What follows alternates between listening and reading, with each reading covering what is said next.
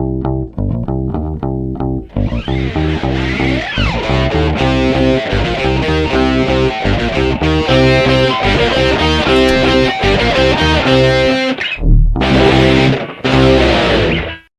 tipo de música te atrai?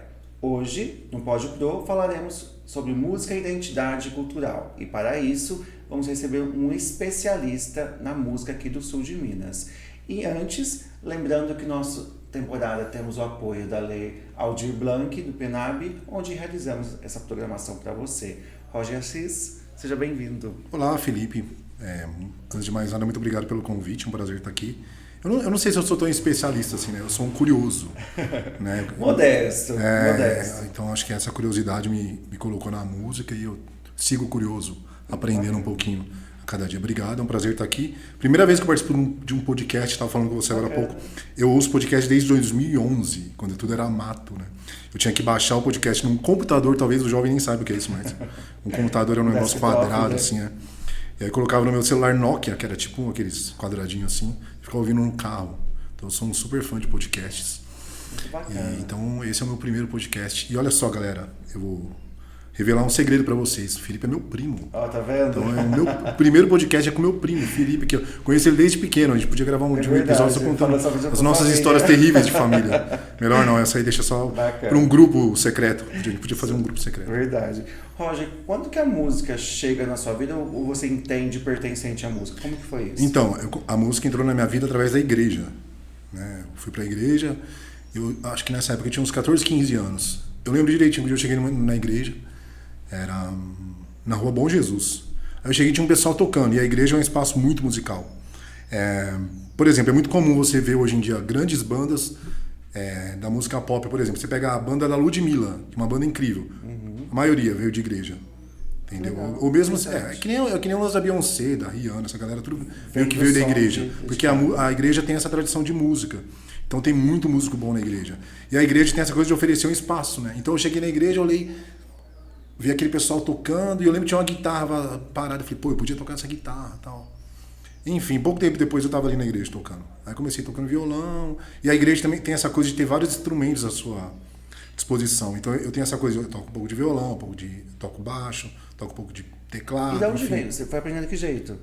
Então, eu lembro que alguém me emprestou um violão, eu levei para casa e comecei a mexer ali. Né? Caraca, então, fui descobrindo. autodidata, então. Eu acho que a palavra autodidata é meio estranha, porque, por exemplo, eu não tive aula mesmo. Eu nunca tive um professor. Curso, assim. Nunca fui no conservatório. Outro dia eu fiz um casamento, aí eu fui ensaiar com uma professora do conservatório. E eu lembrei que eu fiz uma semana de conservatório. Foi o máximo que eu fiz. E uma das aulas que eu fiz foi com ela. Sério? Aí ela tava tocando violoncelo, e eu tava no violão, eu olhei pra ela e falei assim, eu cheguei a fazer uma aula com você, mas depois eu não fui mais. Ela falou assim, mas era melhor você não ter ido mesmo. Acho que você... Deu certo, né? Então acabou que eu fui me virando. Tem uma tatuagem de fita, porque, olha só, jovens que assistem o podcast aqui, antigamente você tinha que... Eu não tinha grana, então o que eu fazia? Eu pegava uma fita, ia na casa de um amigo meu que tinha um disco, e falava, grava esse disco. Ele gravava pra mim na fita, eu chegava em casa, colocava aquela fita, dava play, ficava ouvindo e tentando tocar. Que nota é essa? Eu voltava, aí às vezes a fita enrolava, você pegava uma caneta e... Enfim, tá antiguidades aqui hoje, no episódio. E ficava ouvindo aquilo. E aí, quando eu comecei a tocar na igreja, aí o pessoal falava, semana que vem vamos ensaiar essas músicas. Aí eu pegava a fita, colocava aquelas músicas, ouvia e falava, acho que é essa nota. Essa nota. Então era assim, né? Então você tinha que foi ouvir. Chegando lá. Então foi assim. Então eu cresci nesse ambiente de fitas, né? Tirando a música de ouvido e tal. E o que foi muito interessante, porque de fato tem muita essa discussão hoje em dia dessa questão. Tudo é muito acessível hoje. É muito fácil entrar na internet, isso é bom, mas ao mesmo tempo meio que muita gente acaba não desenvolvendo a criatividade, né? Porque às vezes a facilidade ela tem essa coisa de também, né? Acaba de cerceando. Exatamente. Ela diminui a sua criatividade. Então eu agradeço, né, por ter nascido nessa época onde eu tinha realmente que me virar ali com as fitas e com os discos e ouvindo e vendo e tal. É claro que hoje a gente usa a tecnologia e tal. E tem que ser associada, mas você tem um... Mas enfim, o meu primeiro contato com a música foi realmente na igreja, tocando ali.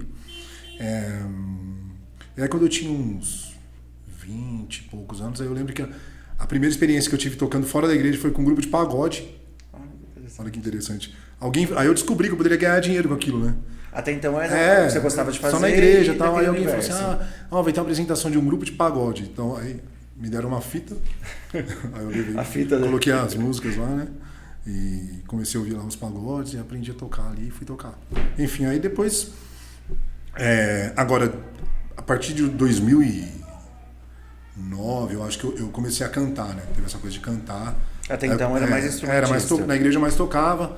Aí eu comecei a tocar na noite. Tocar violão e cantar e tal, enfim. Mas aí nesse período eu fiz muita coisa. Eu toco música instrumental, então em 2010, por exemplo, eu tive um projeto que chamava Contraponto, um diálogo musical, que era um projeto de música instrumental com o Sandro Nogueira, com o Diego Nogueira. O Sandro, inclusive, que é o cara que realiza o Amantiqueiro hoje, que é um super festival de jazz que tem na região aqui. Ele era um dos participantes, dos idealizadores, então ali a gente tocou com grandes músicos da música instrumental. Enfim, eu tive muita sorte.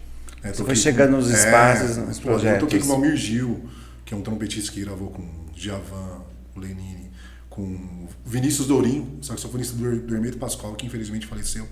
Um dos grandes músicos. A gente falando de criatividade. O Hermeto Pascoal partiu agora. Então, quando a gente fala de música como identidade cultural, você teve uma cartela de possibilidades. Perfeito, exatamente. E olha que interessante. Quando eu falo pra você assim, eu comecei a tocar na igreja. Porque a música é igual ao idioma, né? Então você pega a música religiosa, você pega o rock, aí você pega o samba, você pega o jazz, enfim. E o Brasil é um país muito rico. Né? Muito diverso. Para mim, né? O Brasil é o maior país musical do mundo. Porque você vai no Nordeste, você tem lá, por exemplo, lá no Rectal, agora, que a gente se encontrou. Eu ganhei uma sombrinha lá, porque uma das palestras foi sobre o frevo no Festival de Cannes. Né? Como que o frevo participou do Tapete Vermelho de Cannes. Né? Aí tinha lá a mulher que levou um pessoal do frevo para participar do Festival de Cannes. Aí eu ganhei uma sombrinha e tal lá. Enfim, que é um idioma. Então você tem o frevo, aí você tem o maracatu, aí você tem o baião. Enfim, o Brasil é um país... Então, então cada ritmo desse é um idioma que comunica alguma coisa. Que leva a uma estética. Né? E tem a estética de som, aí também tem a estética visual, né? Então, quando você pensa no frevo, você já imagina aquelas pessoas. Já faz aquela leitura. Você imagina o pessoal lá. Quando você pensa no baião, você também imagina. Já tem um chapeuzinho. Você imagina, exatamente, tá vendo? Né? Quando você pensa no rock and roll, você já imagina já é uma coisa pesada. Os caras assim, né? Enfim. Verdade, é uma linguagem não só... Exatamente. A música, a arte, eu acho que é o que mais identifica um povo. Por isso que ela é tão importante, a arte.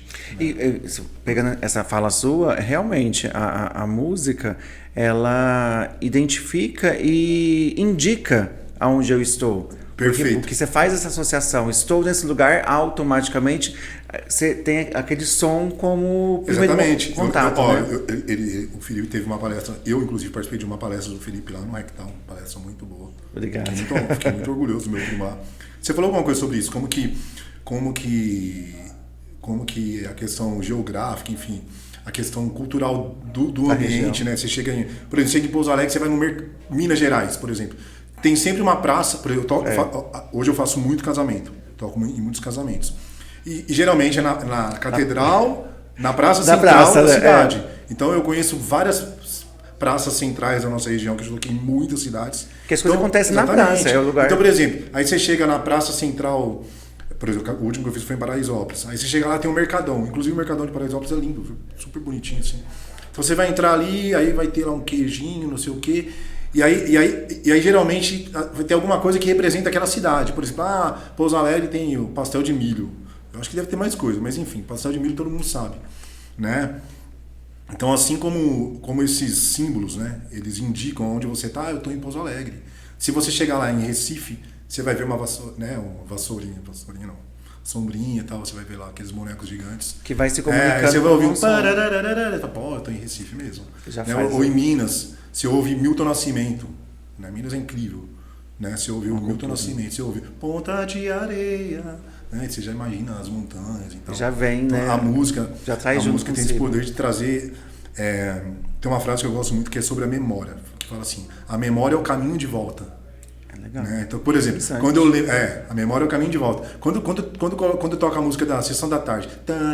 Você já sabe o que está acontecendo. Eu volto pra minha casa, lá no Chapadão, que você conhecia, pra aquele sofazinho, com aquela minha televisão Mitsubishi. Fiquei de 14 polegadas. Assistindo, curtindo a vida doidado, com a música do quê? Dos Beatles. Olha pra você ver. Tocando num filme. Sempre tem alguma coisa paralela então que marca. Então a música, ela tem essa questão da identidade cultural, muito ela tem essa questão da identidade de fincar as memórias, olha que interessante. Né? Quando você ouve uma música, vem uma emoção na hora.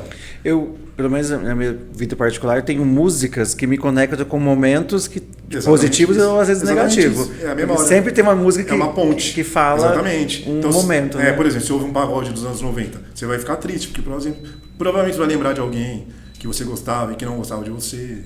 Aquela coisa de escola, aquela coisa platônica, né? De os fones que você levou. Você não vai lembrar dos que você deu. Mas a música vai estar lá. É impressionante que se a gente sentar para pensar, falar, a música ela participou de todos os nossos momentos. Por exemplo, eu toco muito em casamento.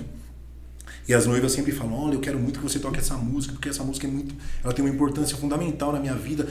Eu toquei no casamento de um casal que eles moravam na Irlanda. E eles falavam assim, nossa, Roger, essa música aqui é uma música de quando a gente se conheceu, então desde o início a gente pensava, tem que tocar essa música no nosso casamento, ela é muito importante, não pode faltar. Aí eu fico, caramba, eu tenho que dar uma atenção especial para essa música. Porque é o que vai conectar, né? E aí é muito legal, porque eu já recebi várias mensagens de noivos, assim, falando assim, nossa, Roger, obrigado, foi muito especial a forma que você tocou aquela música e a gente nunca mais vai esquecer.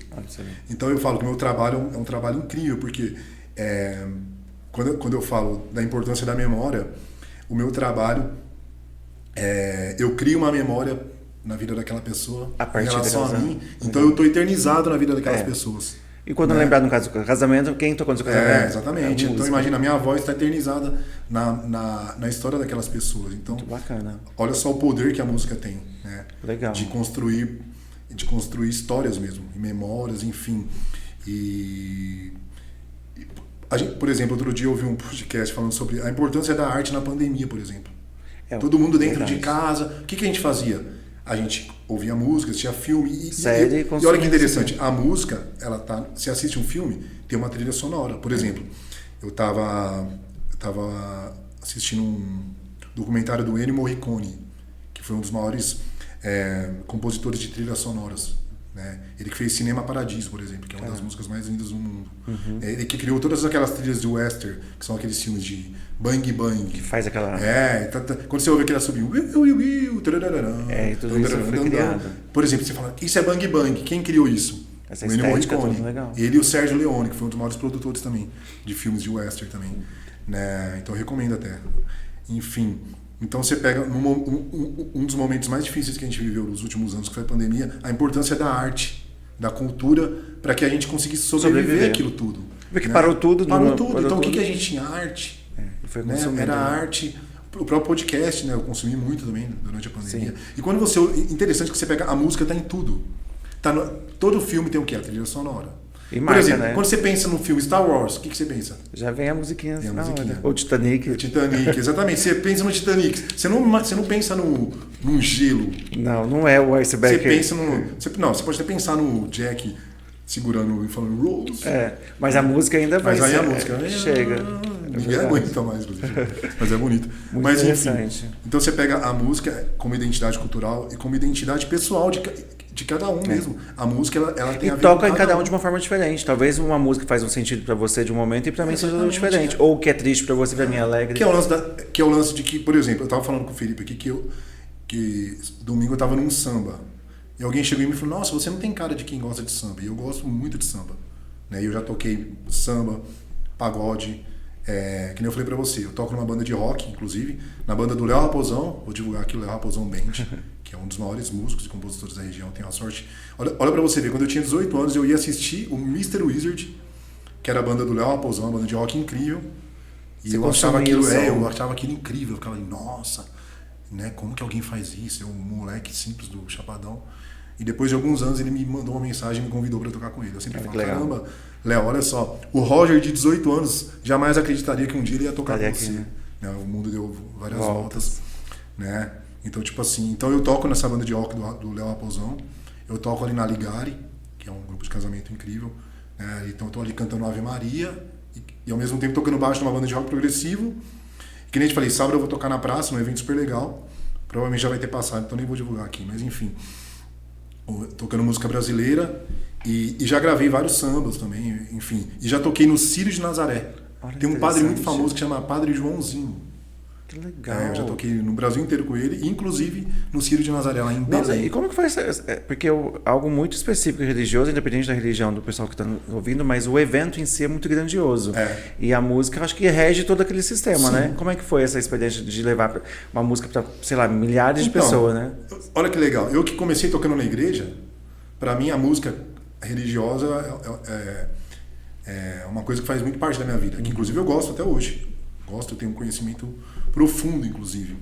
Né? Mas quando a gente fala de música religiosa, por exemplo, você pega o gospel americano, aí você pega o jazz, o blues, tem origem da igreja negra. Né? Então tudo olhar, faz parte, tudo vem de lá. Sabe? Tá tudo conectado. Tá tudo conectado, exatamente. Quando você começa a garimpar, né, a história da música. Por isso que é legal a gente querer conhecer a história, né? Pra gente, da onde que vem isso aqui? Que é o lance do seu trabalho, né? Peraí, você vai numa cidade e tem ali por que tem esse monumento aqui, essa igreja? Como ela foi feita, a importância disso aqui para a cidade, né? Isso então, mesmo. Tipo assim, então a música religiosa sempre fez parte da minha vida. Então quando eu fui tocar com o padre, enfim, era um outro contexto, mas era incrível, assim, né? Porque é um movimento muito grande, né? E a gente percebe como que a música, ela de fato, ela gera essa conexão, né? Como aquilo que a gente fala através da música tem um poder muito grande. E na música religiosa nem se fala. Ainda é algo que vem transcende a emoção, legal, né? Você tá tocando e perceber como que as pessoas se conectam com aquilo. Você tem uma carreira vasta e compartilhando isso a gente vê que você tem ali nuances, né? Momentos e você consome a música e é músico da música, digamos assim. Não é um critério específico, um segmento. E ao longo, né, talvez experiência tocando no barzinho, em algum evento, já teve alguma pessoa que te procura, fora o contratante, no sentido igual os noivos, que direcionar algo, mas vamos por um convidado, ou alguém num lugar que você esteve e falar, nossa, eu gostei muito dessa música, alguma relação que você já teve? Sim, acontece muito, né, da pessoa se conectar e chegar e falar, nossa, que bonito. Por exemplo, casamento, acontece muito. Eu fiz um casamento super bonito aqui. Aí passou um tempo, o cara me ligou e falou, seguinte, o cara era de uma cidade que chama Piuí, uma cidade que fica perto de Capitólio. Ele falou, cara, você fez um casamento e a minha filha foi madrinha. E, nossa, a gente gosta muito de música, ela me falou de você. E ela vai ter ela fez medicina, ela tinha acabado de se formar, ia fazer um dos eventos, porque eles fazem vários eventos, assim, ia ser num sítio. Aí ele falou, naquele que você tocasse lá. Eu fui tocar, e aí o pai dela, ele é promotor, eu acho, alguma coisa assim, e toca um pouco. Aí eu fui tocar, nossa, adorei, passou um tempo, quero que você toque no casamento, você tem que tocar no casamento da minha filha. Então, uma coisa levou a outra. Exatamente. Que legal. Então, quando é aquilo. Pra mim, a música, pra mim, é uma coisa muito importante. O Hermeto Pascoal, um dos maiores gênios da música brasileira, que felizmente partiu, mas enfim, vai ficar eternizado através da arte dele. Ele falava que a música era a religião dele, né? E realmente, pra mim, a música é uma coisa metafísica mesmo, é uma coisa incrível. Quem que nunca se emocionou ouvindo uma música? Igual você falou, tem várias músicas. E o legal da música é que tem essa coisa de... Como ela é subjetiva, ela impacta cada pessoa de uma forma. Não é pontual. Então uma música que, por exemplo, não significa nada para uma pessoa, para outra significa muita coisa. Eu lembro quando eu entendi esse lance da percepção, né? Tem uma frase que eu gosto muito que é: percepção é o encontro do objeto com a autoimagem do sujeito e as suas emoções. Cada um vai projetar de uma forma. Aí eu falei, olha que interessante. Então, quando eu estou aqui tocando, cada pessoa está ouvindo uma música. Por exemplo, cada pessoa que está assistindo esse podcast está tendo uma relação diferente. Então vai ter gente que vai falar, nossa, como esse cara é legal, esse Roger, alguém, nossa, que cara estranho. E tá tudo bem. É uma referência que Porque, por exemplo, o Sebastião Salgado, ele falava assim, eu não tiro foto com a minha câmera, eu tiro foto com a minha cultura. Olha que incrível. É um consumo. O que eu vivi, as minhas experiências, através dessas experiências eu vou projetar alguma coisa aqui, vai ser uma foto. Né? É igual eu falo, um instrumento. Eu toco violão, baixo, um pouco de piano, alguma coisa. Mas o que o violão é? Um instrumento. Ele é um instrumento, através dele eu faço música. Mas eu posso fazer essa música num cavaquinho ou no corpo. Tem vários grupos de pessoas que fazem. Consegue te dar um som. Isso aqui é música, é arte, entendeu? Então o interessante da música é a gente entender que a gente vai tocar as pessoas de formas diferentes. E vai tudo depender Legal. disso. Agora- De como aquela pessoa viveu, né? Tem uma frase, eu adoro frases. Que é, cada um ouve a música que está dentro de si. Cada um ouve a música que está dentro de si. É com Então, baseado agora, nas suas memórias. olha que interessante. Quando a gente entende isso, a gente não tem mais preconceito. Porque, às vezes, o músico tem aquela arrogância de falar assim, mas como assim esse cara não gosta da música que eu faço? Como assim? Ué, não gosta, pode não gostar e tá tudo certo. Entendeu? Eu realmente gosto de muitas coisas, mas não é todo mundo que é assim. Tem gente que gosta mais de determinada coisa, igual comida, e tá tudo certo. Então, tudo vai depender de como você se relaciona com a cultura em geral, né? Porque a música, é que eu falo, a uma música que eu bagagem cultural, faço, ela vai depender das conversas que eu tenho lá no bar, né? Do relacionamento que eu tenho com meu pai, ou de quando eu chego à tarde, igual você, que mora num lugar lindo. Tudo que você faz tem relação com o momento que você chega na sua casa e olha para aquele verde bonito. aquele cenário. Caramba, isso vai influenciar no que você vai fazer amanhã. Faz parte de quem Porque eu isso sou. afeta na sua vida, isso constrói quem você é. Né? Então a arte, a música como arte, como construção artística, ela depende de tudo que o ser humano que está fazendo essa música é. E de tudo que ele vive, do lugar que ele vive, dos lugares daquela coisa. A nossa mente alcança onde os nossos pés pisam. Então, né, outro dia você postou várias fotos suas, né, fotos suas de quando você foi para a Europa. Então, quando você vai para um outro país, tem certeza que agora eu estou aqui, seu pé pisou naquele lugar. É bem isso. Isso interfere diretamente na sua vida. Isso tem relação com outras então coisas. não tem como eu falar. Embora eu nunca fui na Itália, então não tem como eu entender a Itália igual você, porque você pisou naquele Você lugar. dimensiona, mas a experiência é única. Exatamente. Pensando, você comentou que participa hoje de vários projetos, né, atuantes dentro da música, mas olhando para Pouso Alegre, que é a região, como é o cenário musical aqui? A cidade, a região, ela consome música, ela tem essa relação? Como que você vê a questão? A nossa região é muito rica. Tem músicos incríveis aqui, que nem eu falei agora. Né, que eu toco no projeto de rock do Raposão. Faz uns 2 anos eu participei de um projeto que chamava Luar dos Sertões. Foi lá no teatro, um projeto muito bonito também, com o Maurinho, que era só música sertaneja.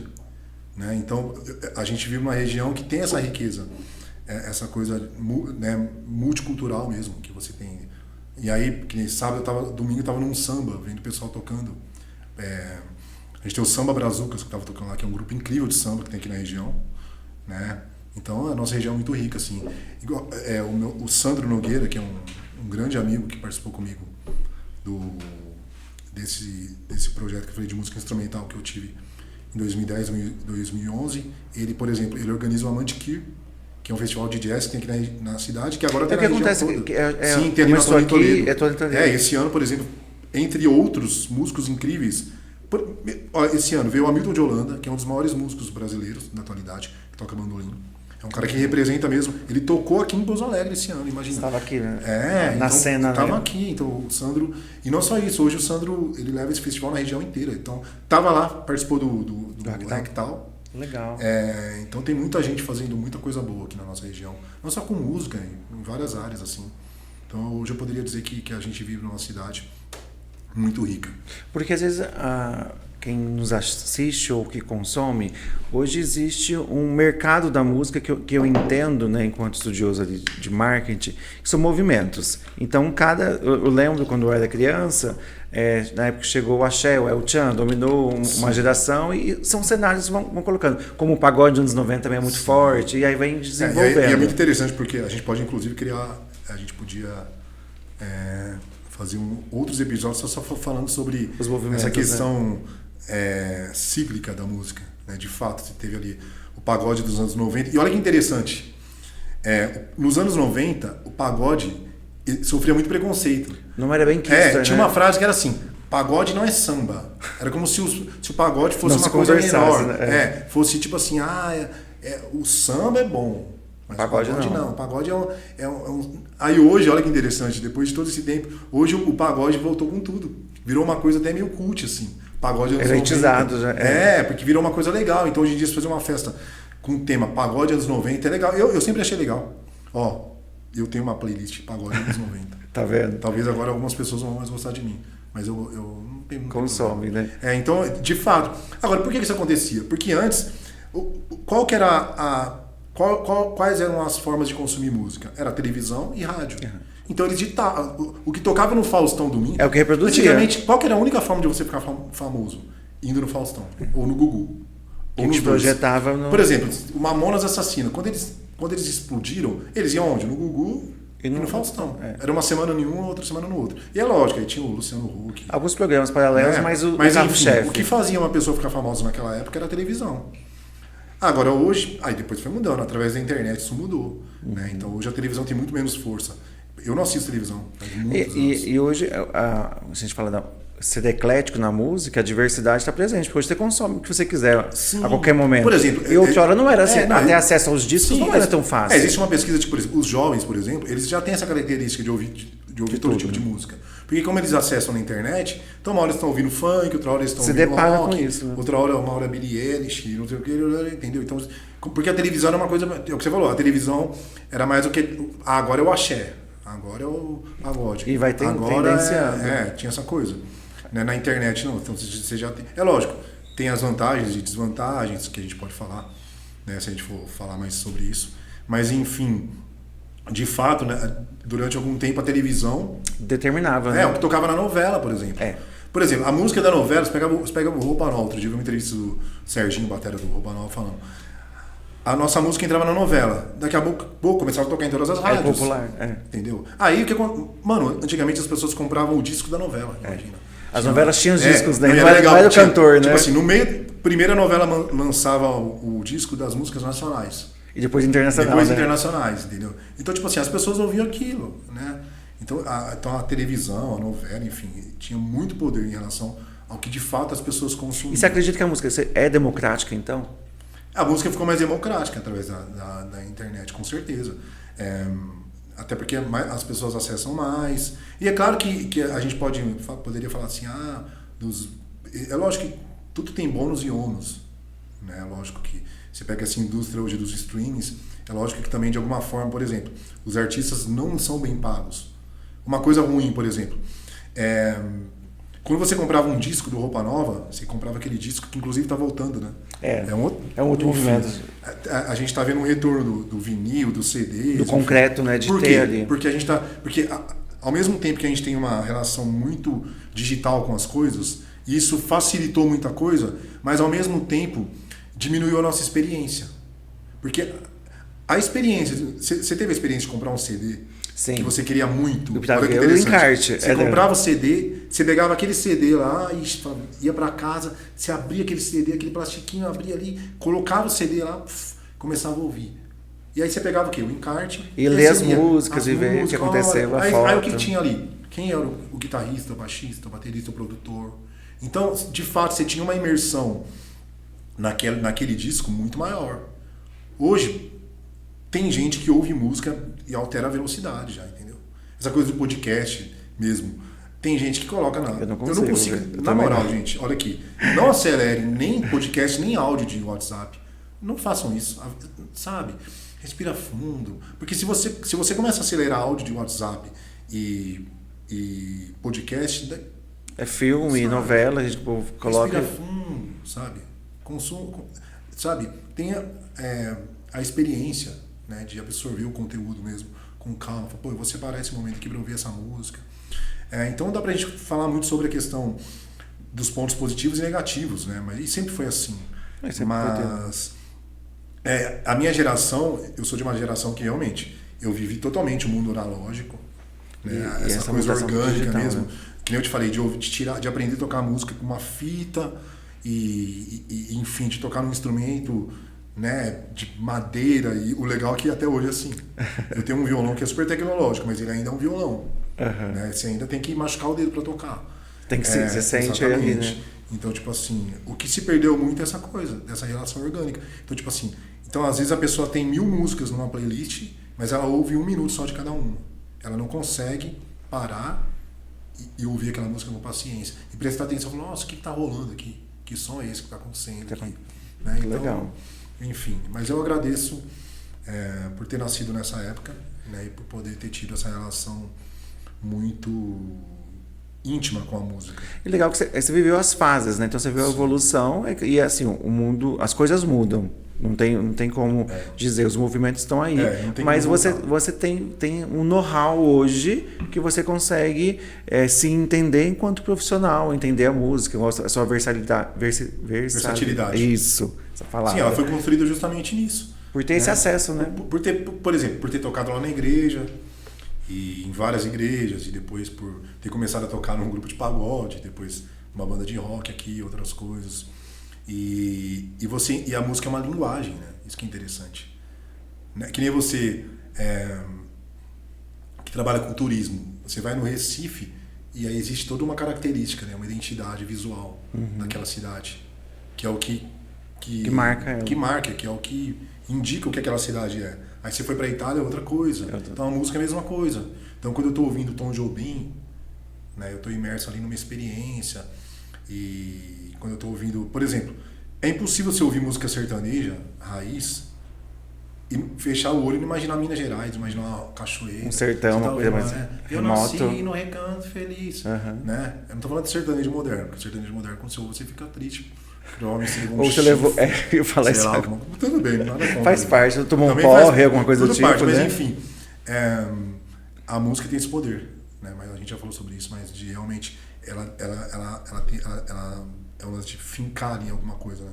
Ela finca um momento da sua vida. Legal. Roger, onde as pessoas te acham hoje em relação ao seu profissional? Como que elas fazem contato contigo? Eu só espero que as pessoas que eu tô devendo não me achem.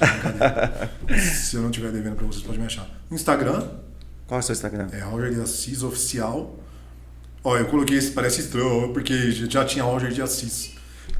Mano, o Instagram, inclusive, fica aqui uma crítica a essa rede social, Instagram. Tem um cara que chama Roger de Assis, ele não tem nenhum post. Ele tem uma foto de um indiano estranho. E pega o nome, eu não consegui usar Roger de Assis. Eu também tenho esse problema com o meu. Eu tenho um pouco de vergonha, porque é meio estranho. Parece meio assim, oficial. Mas senão não mas faz, enfim, né? Roger de Assis Oficial. Me sigam lá e para maiores informações. Né? E hoje você tem as suas bandas, mas você atua sozinho também, dependendo do evento. Como é que você faz essa mobilidade sua? Sim, exatamente. Né? Como eu coloquei aqui, são várias demandas.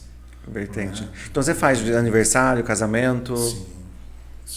Que bacana. Exatamente. E às vezes você encontra também nos barzinhos por aí, também estão por ali. Eu lembro uma vez que eu fui pro restaurante e você estava tocando. Eu fui te cumprimentar. Eu não vou passar nenhuma agenda aqui, porque como é gravado... não tem as datas, né? Mas lá no seu Instagram vai estar tudo lá conectado. Roger, a gente vai caminhando pro final da nossa entrevista. Já de antemão agradeço. E aqui nós temos uma lembrancinha. Sério? Sério. Todo convidado aqui recebe. Isso é personalizado aqui. Caramba, nosso parceiro Tronello. Olha isso, gente. Vamos lá.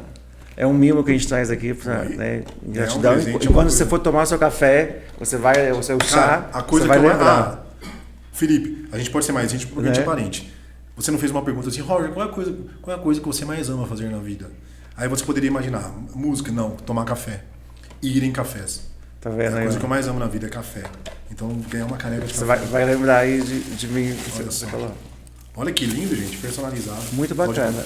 Felipe, parabéns pelo trabalho. Eu que agradeço. Parabéns, eu que te vi tão pequeno, é muito louco essa coisa. A diferença não é muito grande, gente, mas ele a gente tá falando da memória, né? Eu que te lembro criança, né? Verdade. Nossa, igual você e o Juninho. Juninho também conhecido como Jair, que é um super professor da Univas, mas que pra mim é o Jair. Né? Eu lembrar de vocês, molequinhos, né? A gente brigando, jogando Super NES. Eu tinha um Super NES, eu tinha inveja. Ia jogar na casa dele. Parabéns, cara, pelo seu trabalho. E que bom ter você aqui. Você brilhando no Rectal, agora brilhando aqui no seu podcast. Incrível. Aqui, galera. Vou mostrar aí pra vocês. Muito bacana. Muito legal. Minha caneca especial agora. Tá vendo? Roger, a gente tem um quadro aqui que a gente faz quase inédito, que a gente fala que é o bate-bola. Eu vou falar uma palavra e aí você menciona aquilo que vem à sua mente, ok? Certo. Vamos lá. Violão. Violão. Tenho 2. Tá ótimo. Música. A melhor distração. Posso falar uma coisa? Pode, claro. Outro dia eu vi o Rubem Alves falando uma coisa. Gosto muito sobre a da felicidade. Gente, faça um corte disso. Que ele fala assim, a felicidade é uma distração. Porque outro dia eu estava angustiado, estava meio triste, assim, passando por umas coisas. E ele fala assim, a felicidade é uma distração. Quando a gente se distrai.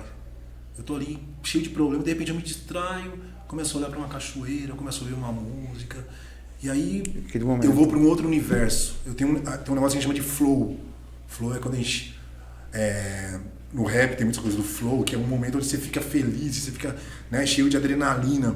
Então a música pra mim ela é uma distração, porque quando eu me distraio, eu fico feliz. Por exemplo, quando eu tô tomando café, no Café da Terra, seu por momento. exemplo, meu café preferido, eu tô ali, eu tô distraído. É como se eu estivesse no céu, assim, num lugar, como se eu estivesse protegido de todos os problemas. seu momento, né? Depois eu tenho que sair e encarar tudo de novo, porque é a vida real. Mas a música, pra mim, é a minha principal distração. Legal. É o lugar onde eu sou feliz. Muito bem. Minha música preferida. Vamos ver se que você tem. Cinema Paradiso. Falei do Ennio Morricone, sem dúvida nenhuma. Muito bem. E o Roger por Roger? Alguém que tá aprendendo. Legal. Alguém que tá aprendendo, tentando descobrir como viver nessa bola redonda maluca. Isso aí. Roger, mais uma vez, muito obrigado por sua participação e nos encontramos em próximos eventos. Sim. Falou, gente. Valeu. Pessoal, se inscreva no canal, deixe seu comentário, curta e compartilhe. Vai lá nas páginas das redes sociais também do Roger e curte um pouco mais do trabalho dele. Até a próxima!